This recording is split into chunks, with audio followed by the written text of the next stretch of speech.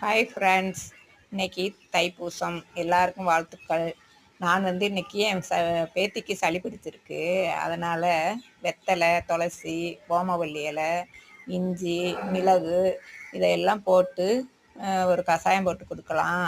அந்த கஷாயத்தில் என் பேத்திக்கு சளி குறைஞ்சிரும் அப்படின்னு சொல்லி அதை நல்லா லைட்டாக மிக்சியில் போட்டு ஓட விட்டு அப்படியே ஒரு டம்ளர் தண்ணியை ஊற்றி கொதிக்க காய வச்சு அப்படியே அதை வடிகட்டி கொடுத்தோம்னா சளி நல்லா குறைஞ்சிரும். நீங்களும் இதே மாதிரி செஞ்சு பாருங்கள். உங்கள் வீட்டில் சின்ன பிள்ளை இருந்தாலும் அதை செஞ்சு கொடுங்க. பெரியவங்களுக்கும் நல்லது. சளிக்கு அவ்வளவு குணமாகும். அதனால்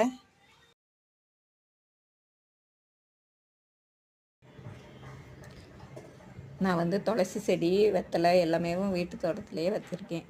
அது அதையே பறித்து மிக்சியில் போட்டு அரைச்சி கொடுப்பேன்.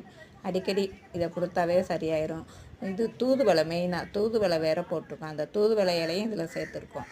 தூதுவளையெல்லாம் அவ்வளவு நல்லது. இதையும் நீங்கள் கிடச்சா அதையும் சேர்த்துக்கங்க. ஓமவல்லி, தூதுவளை, துளசி, வெத்தலை, இஞ்சி, மிளகு இது எல்லாத்தையுமே தான் நான் போட்டிருக்கேன்.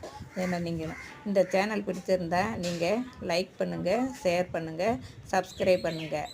உங்கள் வீட்லேயும் பெரியவங்க இருந்தால் இதே மாதிரி போட்டு கொடுங்க. சின்ன பிள்ளைகளுக்கும் நல்லது, பெரியவங்களுக்கும் நல்லது.